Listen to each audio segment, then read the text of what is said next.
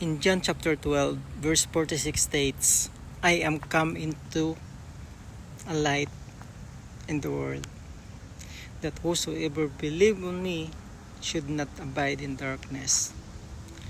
The verse spoken by Jesus emphasizes that He is a source of salvation and spiritual guidance, bringing people out of a state of ignorance and sin, darkness into a state of truth and life, light by believing in Him. Darkness today surrounds us just as in the Old and New Testaments. Our beliefs are daily challenged and our faith often called into question. The light in this world is the Word, and those who share it, be it in our churches, as a missionaries, or simply just in the workplace or school, Christ is our beacon. He is our light. The world may be dark, but we may never lose sight of where our eternal lies. Jesus is light.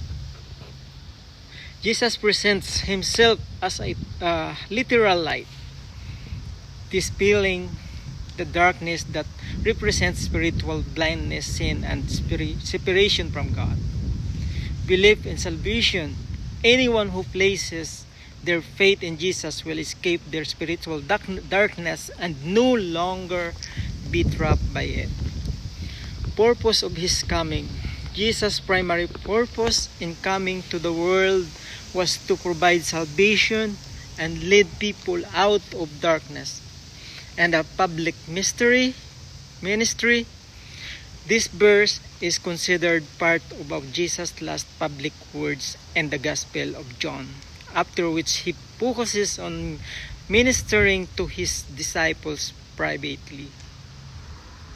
Dear God, I thank You that when I come to following Your way, I have nothing to worry about because You have taken care of anything. I know that Your word will be confirmed no matter who may or may not believe it in my life. Because of this, I choose to move forward in the path You have set out for me.